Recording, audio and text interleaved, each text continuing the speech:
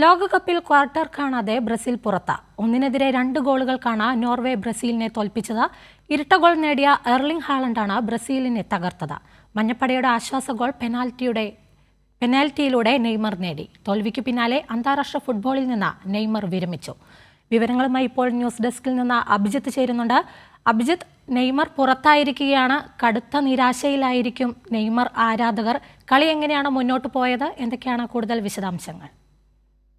അക്ഷര, ഫിഫ ലോകകപ്പിൽ നിന്ന് ബ്രസീൽ കണ്ണീരോടെ മടങ്ങുകയാണ്. നോർവേയോട് 1-2 ഗോളുകൾക്കാണ് ബ്രസീൽ ഇന്ന് പരാജയപ്പെട്ടത്.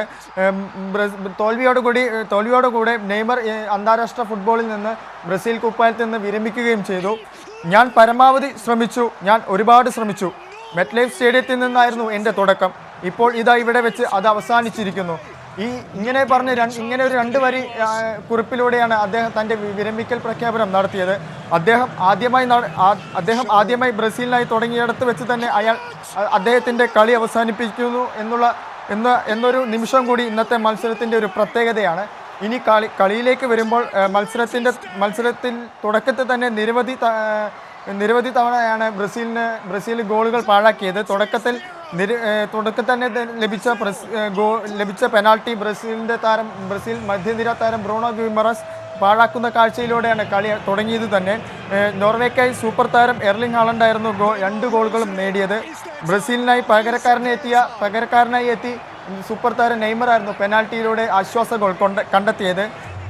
അതേസമയം ജയത്തോടെ നോർവേ ലോകകപ്പ് ചരിത്രത്തിൽ ആദ്യമായി ക്വാർട്ടറിലേക്ക് പ്രവേശിക്കുകയും ചെയ്തു.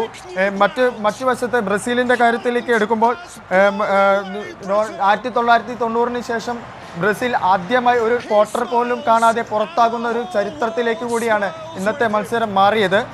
മത്സരത്തിൻ്റെ മറ്റു വിവരങ്ങളിലേക്ക് കടക്കുമ്പോൾ മത്സരത്തിൻ്റെ 66% പന്തടക്കം നോർവേയുടെ കയ്യിലായിരുന്നു എന്നുള്ളത് കൂടി പറയേണ്ടി വരുന്നു.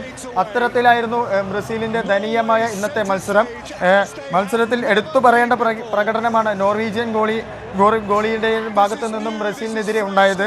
ഗോളെന്നുറപ്പിച്ച ബ്രസീൽ ആരാധകരും ബ്രസീൽ താരങ്ങളും ഗോളെന്നുറപ്പിച്ച നിരവധി അവസരങ്ങളാണ് അദ്ദേഹം നോർവേക്കായി തട്ടിയകറ്റിയത്. സാധാരണയായി ബ്രസീലിൻ്റെ ഭാഗത്തു നിന്നും ഉണ്ടാകുന്ന യാതൊരുവിധ കളിയഴകുകളും ഇന്നത്തെ മത്സരത്തിൽ ഉണ്ടായില്ല എന്നുള്ളതും ഇന്നത്തെ മത്സരത്തിൻ്റെ മറ്റൊരു പ്രത്യേകതയാണ്. ഏതായാലും ഇന്നത്തെ ദിവസം ബ്രസീൽ ആരാധകർ മറക്കാൻ ശ്രമിക്കുന്ന ഒരു ദിനമായി ഇന്നത്തെ മത്സരം മാറുകയും ചെയ്തു. അക്ഷര. ശരി, അഭിജിത്താണ് വിശദമായ വിവരങ്ങൾ നൽകിയത്.